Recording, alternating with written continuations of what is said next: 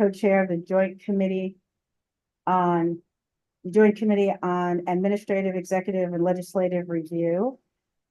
Thank you, colleagues, for coming this morning. This is a continuation of our meeting in consideration of the emergency regulation DLS control number 23312 from the Department of Natural Resources about fish service striped bass. We adjourned in order to continue to hear from individuals that wanted to testify on the not testify, to educate us about the implications of the pending emergency regulation. So if you could let people in. Now we did have a forum a second ago.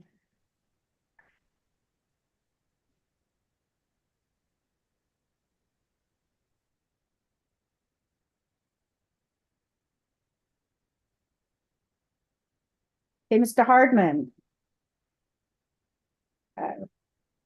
If you can unmute your computer, we'd like to hear from you.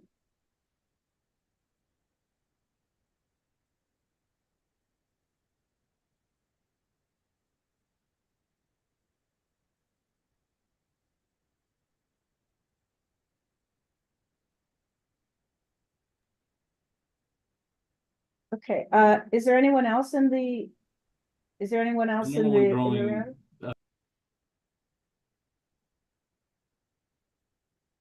There are no other witnesses in the waiting room, no.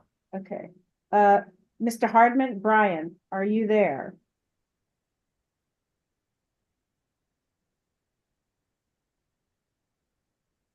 Do any members know Mr. Feldman and perhaps can assist? Well, I know who he is, and he sent me a message a second ago that all he had on his screen was just Zoom. He couldn't get in. You know, I sent the link. He's there. He just has to unmute. All right, I'll see if I can call him and get it. If I may, Delegate Jones says she is not being allowed in. She is a member of the committee. Delegate Dana Jones. I let Delegate Jones in the meeting. She's Here listening. I am. I'm Okay. I made it in finally. Very good. Sorry, I was languishing in the waiting room for quite a while. Oh my goodness. Yeah, You're with us. Thank you. I think I asked that we just let people in that we, you know, certainly if we recognize and they're on the list, we should just let them in as a matter of course. Very good. Good morning, Mr. Feldman. How are you? It's good to see you. You ready for me, Brian Hart? We are. Sorry about this. This has been trying, to say the least. I know, We but we are apologize. persistent. Am I ready to start? Yes, please do. Okay. I just wanted to thank everyone. I believe the purpose of this meeting was to determine what is best for the female spawning stock. For 4 years, DNR has been sounding the alarms about the young of the years down. The female spawning stock is in trouble. Juvenile index is down. Even CCA at one point said the dark days are ahead and we got to take emergency measures. This is not about one group or the other. This is really about, in my opinion, what is best for the female spawning stock. Delegate Jacobs last week asked Lynn Fegley, Director of Fisheries, during this 4-year decline, what have they done in order to address this issue? Excuse me. And then after a couple of questions, you finally said nothing. Everyone knows the water temperature is warming, the spawning stock, their migratory pattern has changed, and everything has pretty much changed in the bay. Years ago, these fish weren't even here, probably 5 or 6 years ago, much in January through February. Now these fish are here in December. DNR actually said in a meeting last week that I think it was Kristen Fiddler said that only 20 to 25% of the female fish in May, which is this recommended closure the first 15 days, have eggs in them, which means 75% of the fish have spawned and on their way out.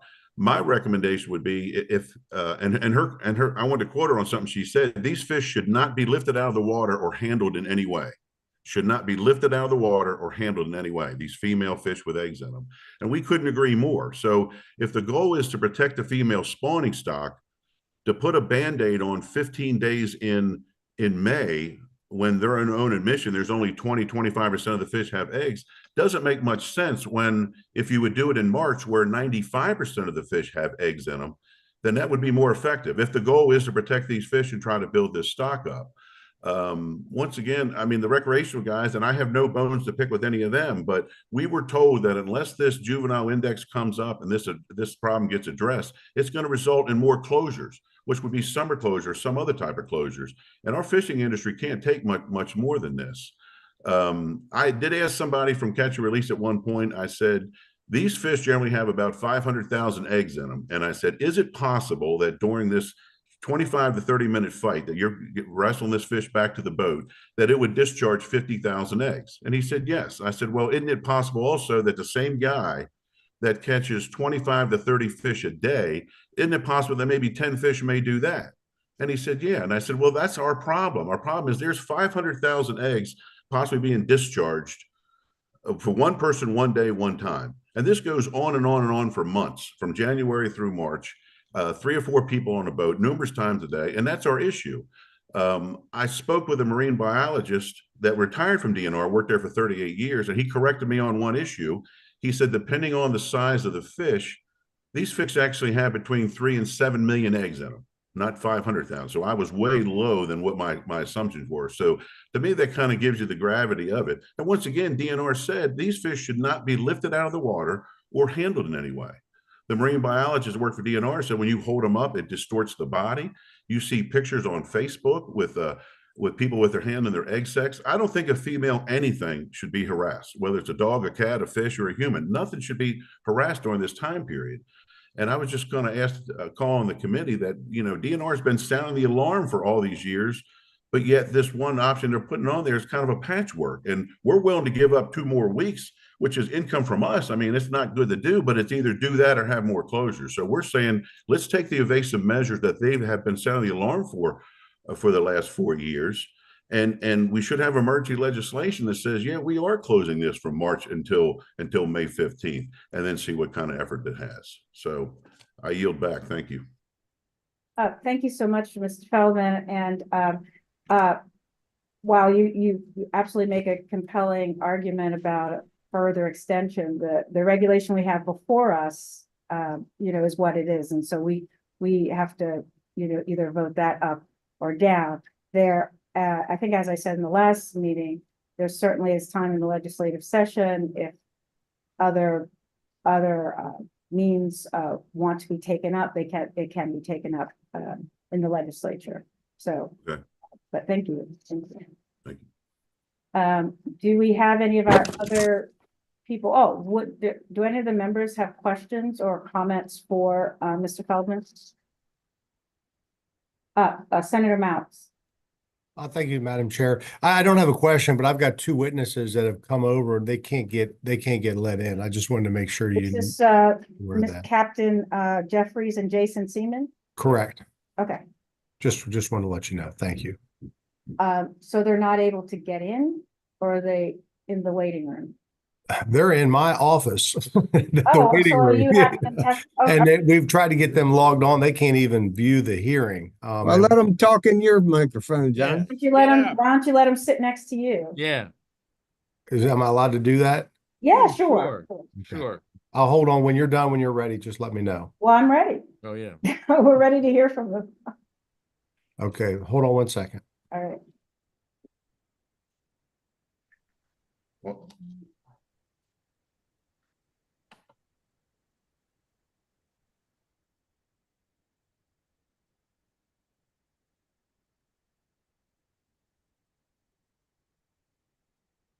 Okay. Just introduce yourself and the hearing. You're testifying. For sure. Good morning. Good morning. My name's Jason Seaman. Good morning, Okay, Madam Chair. welcome, Captain Seaman.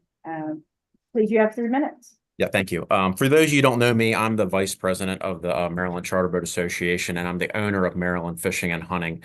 I'm a father, I'm a concerned conservationist, and a waterman who provides for his family solely through the gifts of the Chesapeake Bay watershed.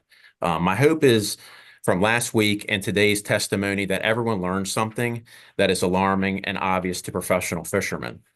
That with a catch and release method of fishing, there is no limitation to quantity, and it is not without consequence. Now, the Department of Natural Resources testified last Friday that they are only choosing to protect 20% of the pre-spawn fish in May. My question moving forwards is, why not choose to protect 90% of the spawning stock in the month of March? I am deeply concerned about the health of the fishery and its longevity when fishermen are able to handle and mishandle our state fish without limitation during its most reproductive time period. Mishandling of a fish leads to mortality, though the current mortality of catch and release is only recognized to be minimal. We as Marylanders have not taken measures or understand the negative impacts of overabundance of release mortality. But what we do know is that the removal of fish from water starts the process of suffocation, lactic acid buildup, and the unstudied damages of mishandling of fish. Holding it up by the gills from which it breathes, putting pressure on its jaw and reproductive areas that may result in unwanted discharge. This is done typically for a picture, for bravado, and for personal gain. I ask everyone to think about the process of fighting a fish and what are you doing? You are wearing the fish out and putting it under duress. Would you choose to do the same thing to any other pregnant species and expect it to reproduce with zero physical harm? As a professional fisherman, we believe that the Chesapeake Bay is continuously changing and the striped bass population continues to adapt. When I first started my career in the fishery, we started our season in mid-April. There were always notably more fish early in the spring trophy season and notably less during the beginning of May. Businesses would even choose not to operate in mid-May due to their lack of availability. Now, when the for-hire sector starts its season in May, individuals choose to catch and release are even able to do so in some of our state's tidal tributaries. These individuals choose to target our state's fish where they are spawning or have spawned, disturbing them at their most vital point of reproduction. The state has only blocked the areas of historical reference and study and has chosen not to protect the remaining tributaries. Now, I'm a man of reason, and I would like to hear the contrary from anyone here today. How is handling a spawning fish to the benefit of its reproduction, especially when its young of the year classes have declined so much in recent history? If you potentially kill 1.6% out of 100 fish, you potentially kill 800,000 striped bass from being reproduced in Maryland. In Kentmore Marina, we have had 20 charter boat captains electing not to participate in the catch and release fishery during the month of March for years. Though it should be recognized that the total annual harvest for the for-hire sector are only 7% of the total mortality caused by recreational fishing on average by AFSMFC, this is an act of conservation, and as a consequence, they choose to lose income for the benefit of the Atlantic Coast striped bass fishery. It's time that Maryland does the same. Thank you. Thank you, Captain. Any questions from members? Okay, now I believe we hear from Captain Jeffries. Yes, ma'am.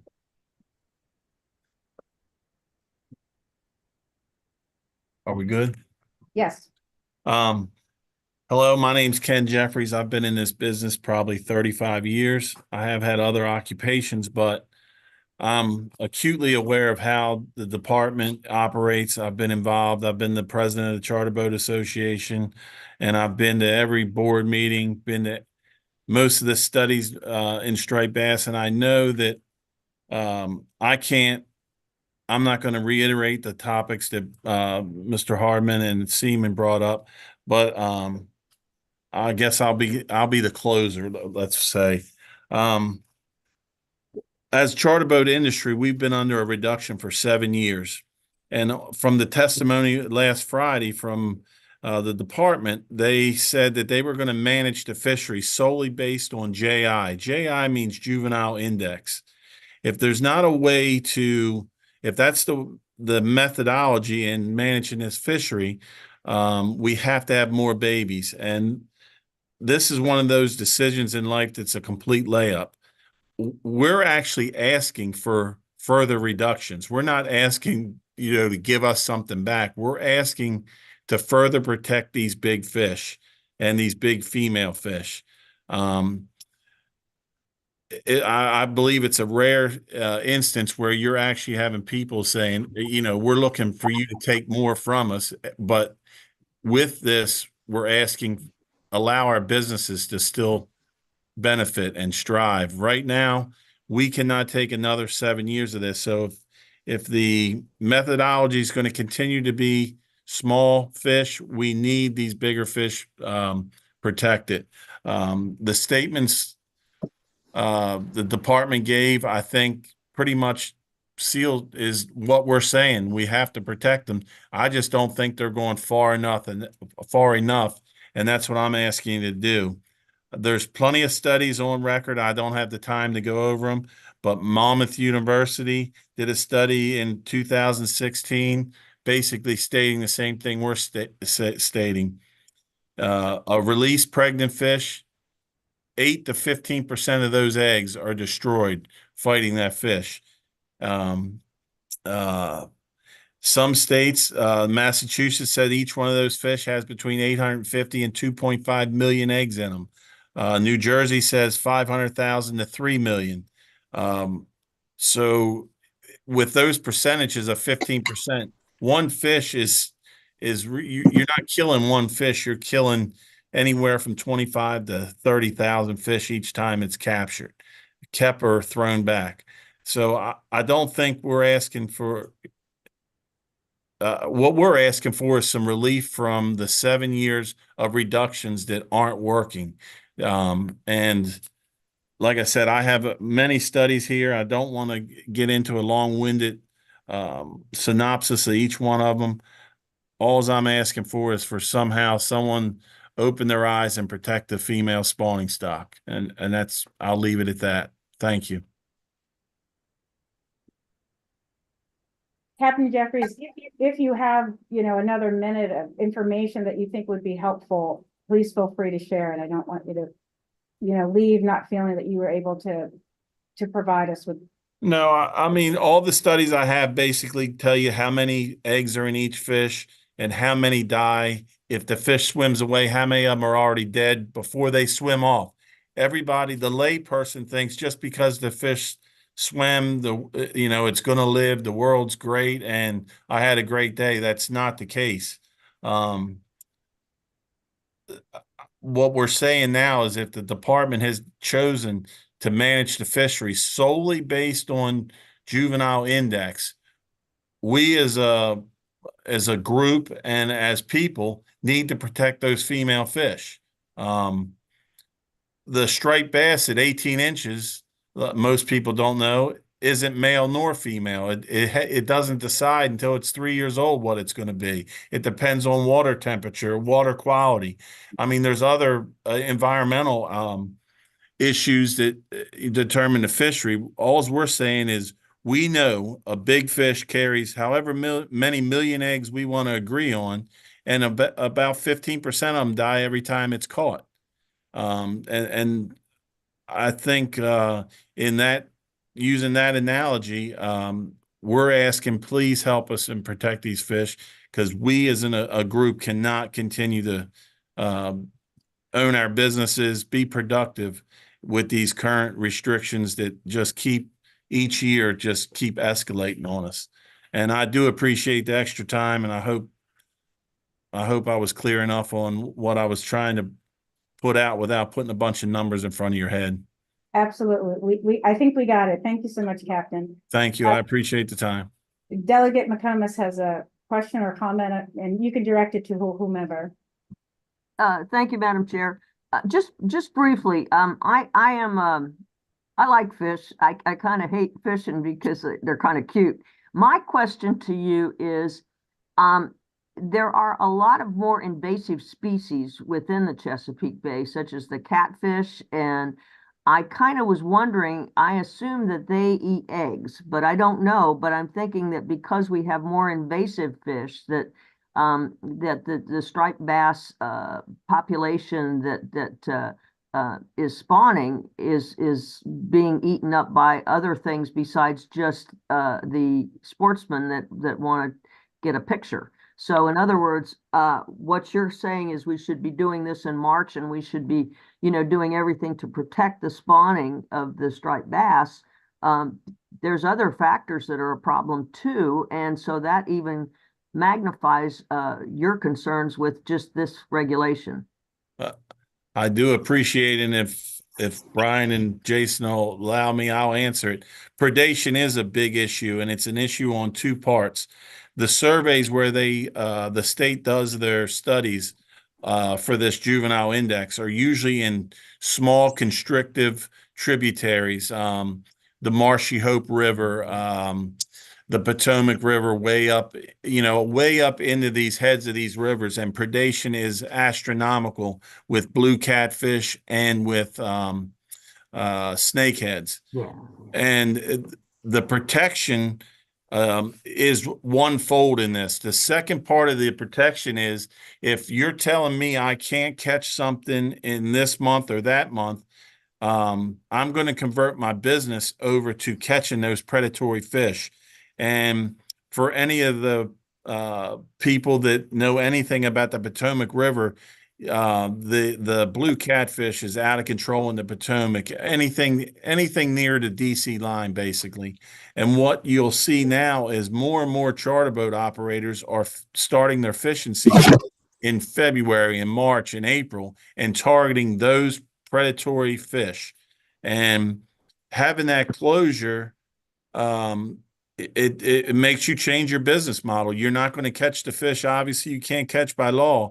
But if those big fish are a problem, we're seeing more and more adjustments within the fishery where people are moving their whole operations down to those type places during the closure periods. And it's been a selling point to customers. It's a selling point to revenue for hotels. It's a selling point for fuel. And it's in areas generally that don't have a lot of tourism. Like I said, the Marshy Hope, unless you live there, you're not going to visit it. But now you got charter boats actually operating in there. Certain parts of southern Maryland on the western shore where these predatory fish are not generally tourism areas, but on those days you have 10 or 12 people in your boat, it becomes that, and they're targeting those fish that are predatory. It's a great question, and you are right. They are an issue with eggs, but they're not the main issue with eggs. Thank you. Colleagues, we're joined by DNR. And so if there are any questions you want to direct to them as a follow-up, I see Delegate Jacobs. Let me see. Now I'm unmuted. Thank you, Senator Washington. I did have a follow-up to the conversation that we're having this morning. I sent an email to Dr. Noah Bresman at Salisbury University a week or so ago about this particular issue, and he just got back to me this past week, right after we had the first meeting. And he does a lot of research, really good research, especially with blue catfish in the Chesapeake Bay. But I asked him about, did he have any data on what the stress or damage may be to spawning female rockfish, that relevant to this conversation. And so I'll just read this short paragraph answer I got, if it's okay. It says, I have not done any specific research on this topic, but from personal experience as an angler and from collecting perhaps over 1 million fish in my lifetime, yes, the stress of handling fish during spawning season can cause fish to prematurely release eggs or sperm or give birth. As in the case of fishes like rays and some sharks that give birth to live young. Live young. I've caught both rays and sharks during spawning season that have caused them to give birth in my hands to babies that may have been a bit premature. I've also caught plenty of other egg-laying species that have released their eggs or sperm while I'm holding and handling the fish, especially when anglers hold the fish vertically, which you see a lot on Facebook. Gravity can pull the eggs or sperm outward.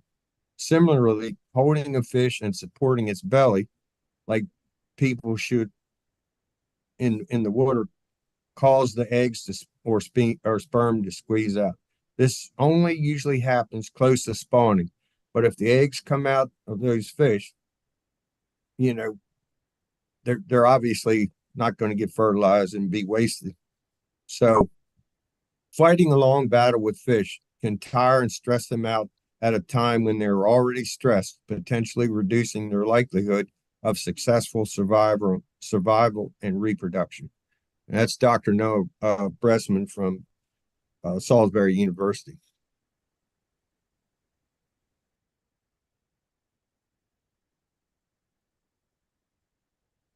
Senator You're muted, West. Senator. Okay, thank you.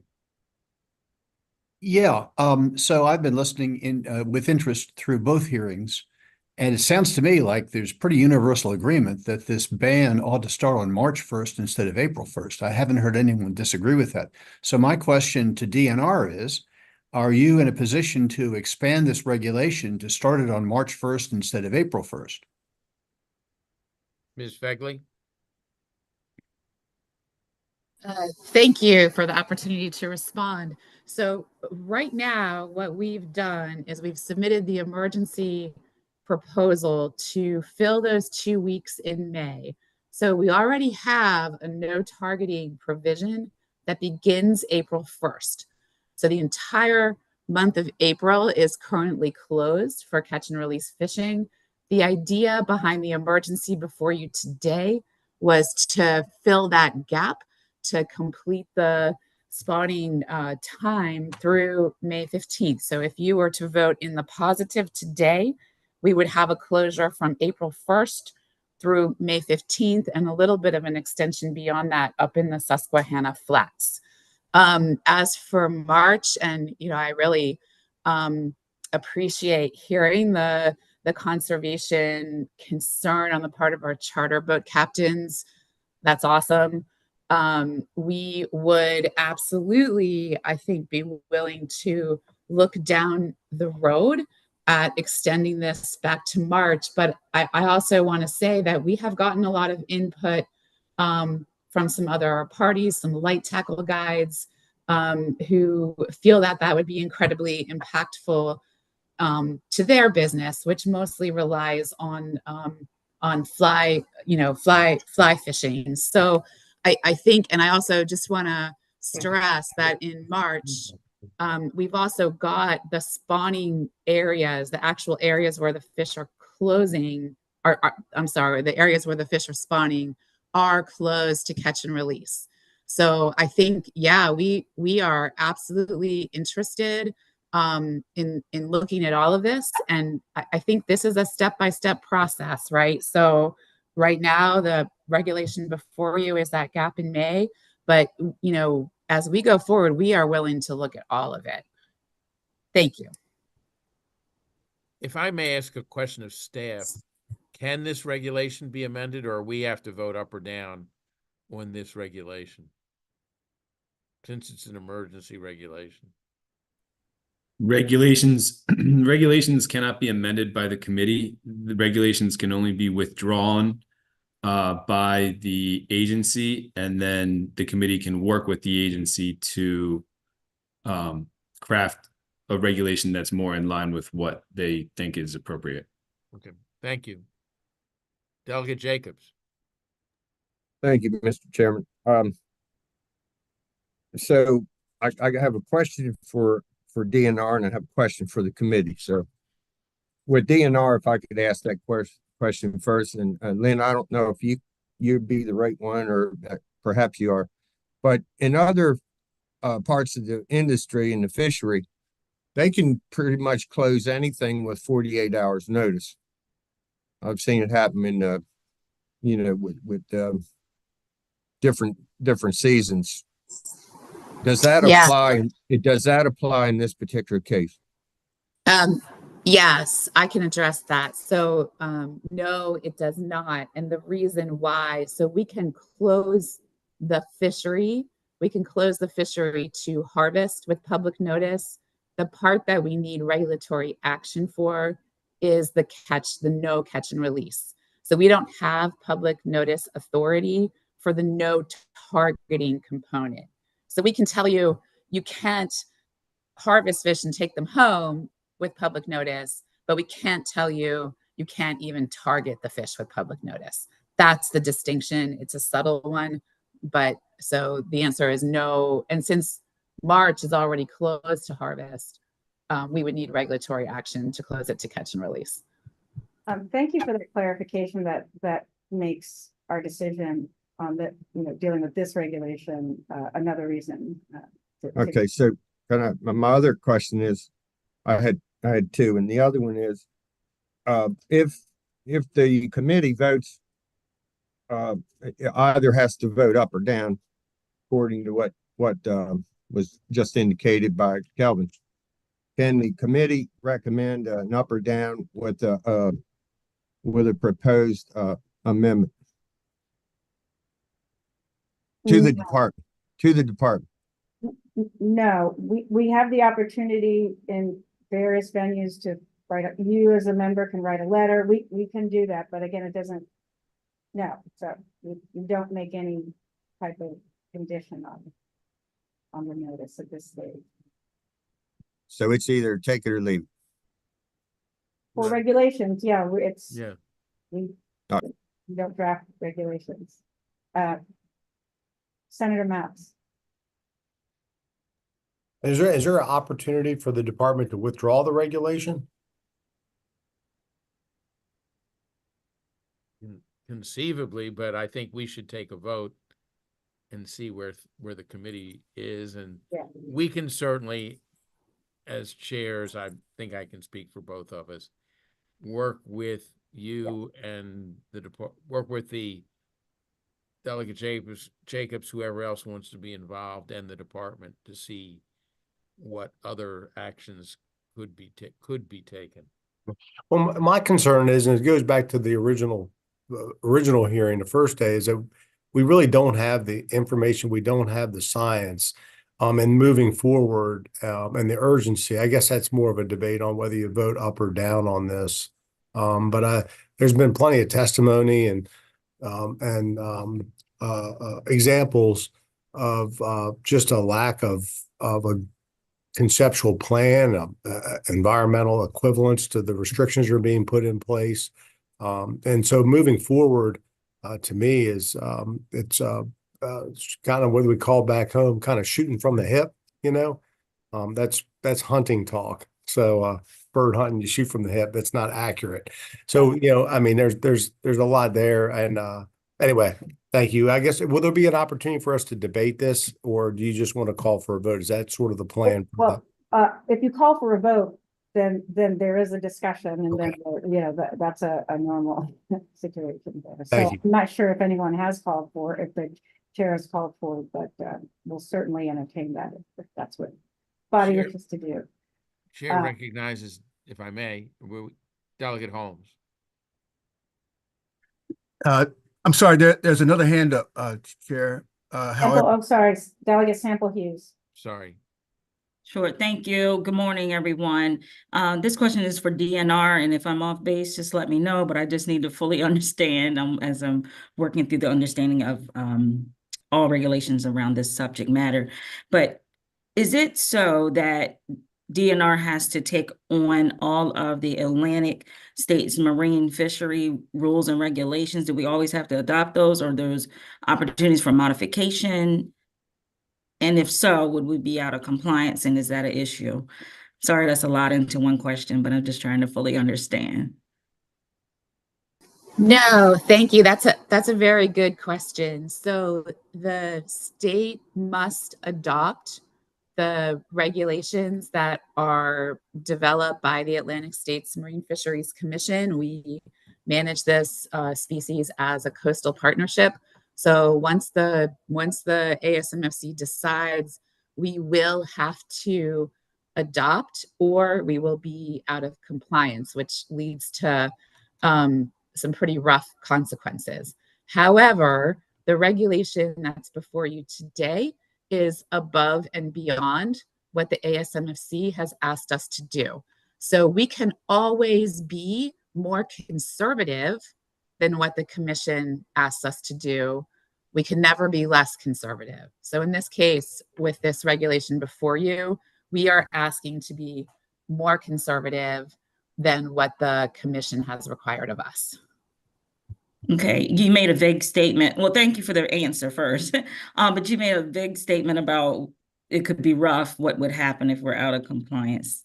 Oh, I'm sorry. I did not mean to be vague about that. So what happens is if a state does not implement the regulations that the commission has laid out, then what happens is the commission will have a discussion about that. They'll take a vote.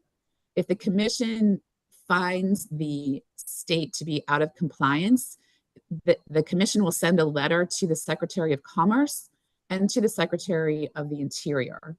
And at that point, those federal agencies have the authority to shut down every striped bass fishery in the state of Maryland.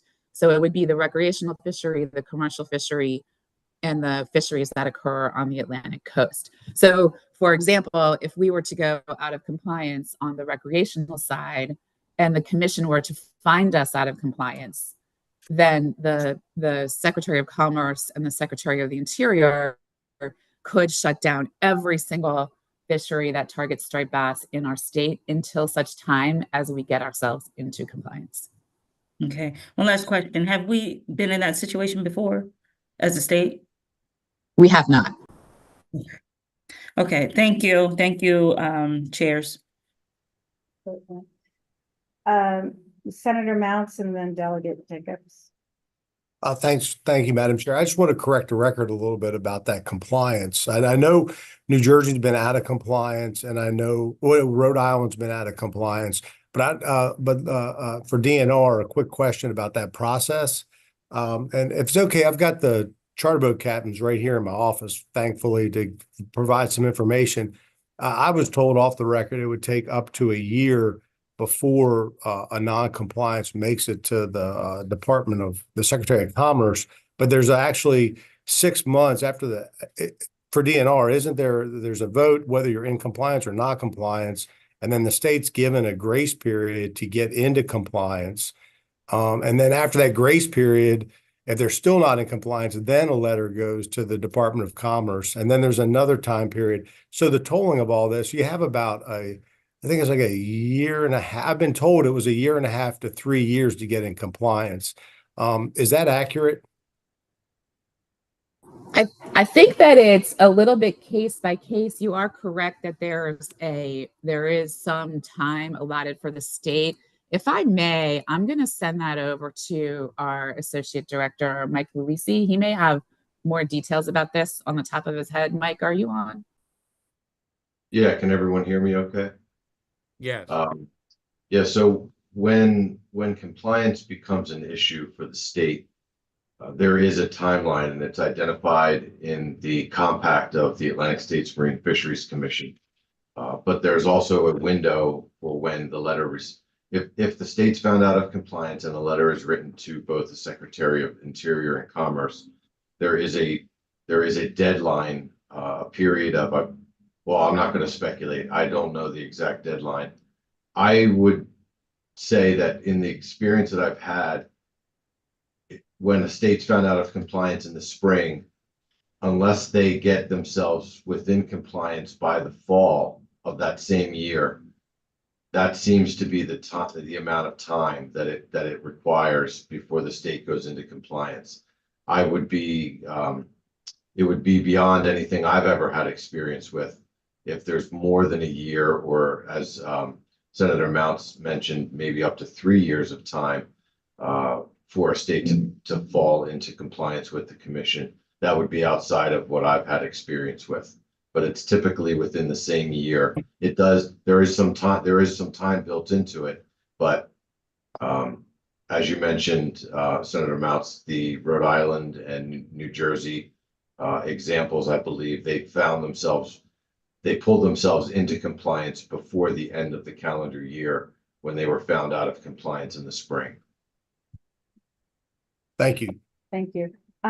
Colleagues, so I know I want to recognize Delegate Jacobs, but I just want to be mindful of the time since there does seem to be an interest in having a vote and a discussion, or at least a discussion.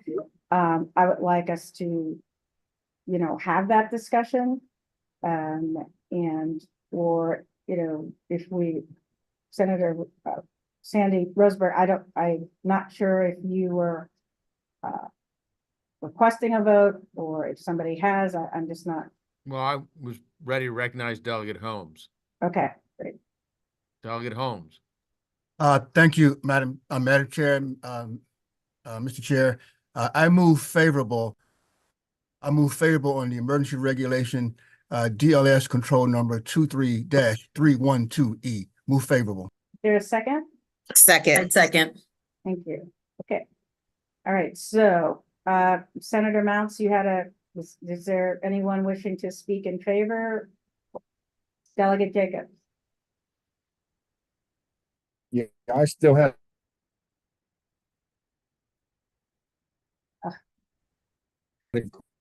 Question for DNR date and has enormous impact, and I don't want this to be rushed by any means. So you have a clarifying question, certainly. We'll recognize. But I wanted to ask Mike Louisi and Lynn Fegley, don't you have an option to do conservation equivalency on these recommendations where you can actually change some of the recommendations?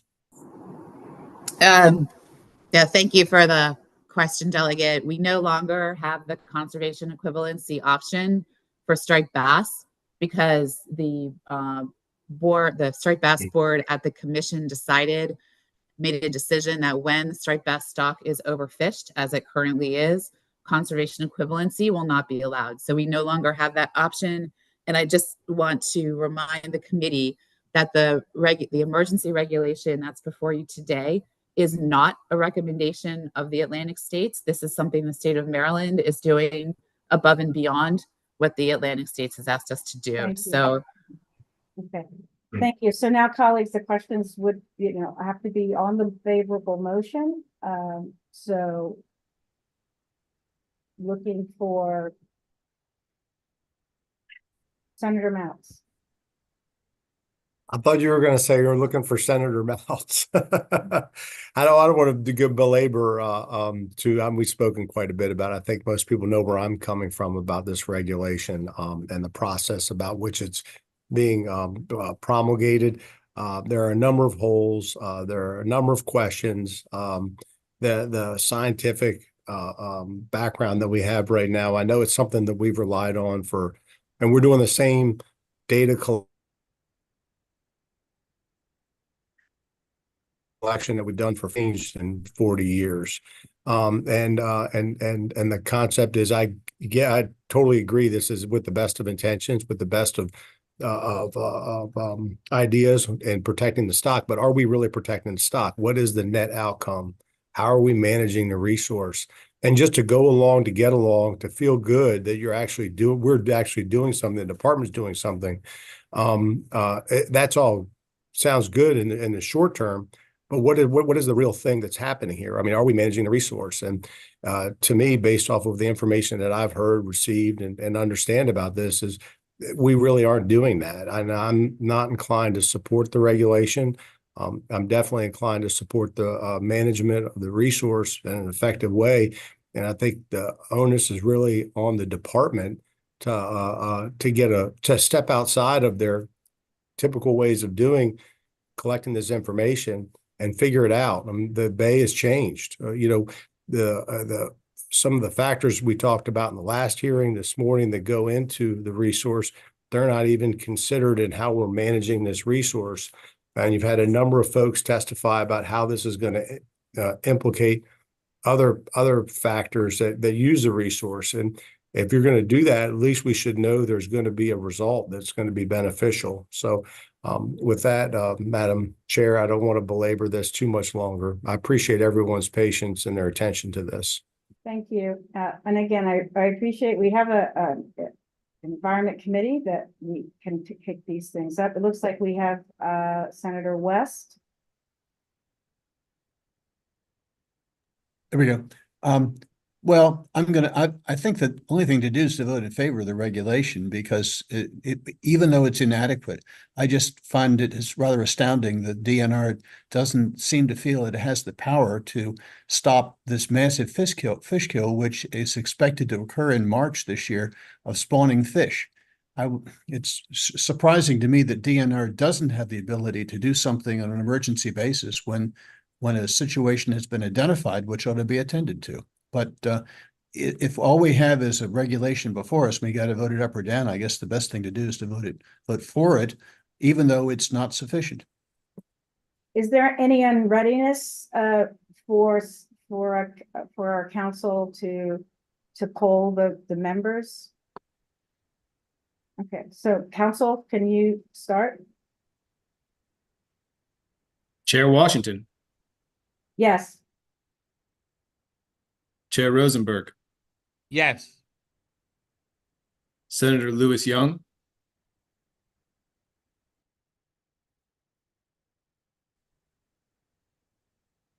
That was an affirmative. Yeah, sorry, I Okay. couldn't unmute. Yes. Thank you. Senator Mounts, No. Senator McKay, No. Senator Sidnor. Yes. Just a reminder, you have to be on camera in order to vote. Yes. Yes. Senator West, Yes. Delegate Buckle, No. Delegate Charkoudian, Yes. Delegate Sample Hughes, No. Delegate Holmes, I vote aye. Delegate Jacobs, No. Delegate Jones, Yes. Delegate McComas, No. Delegate Stein, Yes. Delegate Williams. Yes.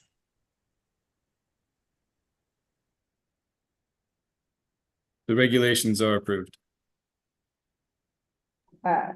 Thank you, members. Thank you, DNR, for being here. Members, that was really good work.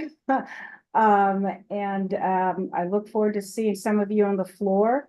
And again, I appreciate your deliberateness on this and look forward to working with you on the other issues of concern. All right, so I will adjourn this meeting. Hey, Senator, Yes. before you adjourn, could I have the number? He just said it's approved. I'd like to know what the count was. You're absolutely right. What is the count? What's the vote? There were 10 members voting favorably. By statute, we have to have a majority of the members in attendance and voting, which is 16. So I guess just the vote is 10-6. Yes. Okay, thank you. Okay. Thank you, delegate. All right. Now we've officially approved the regulation. Thank you.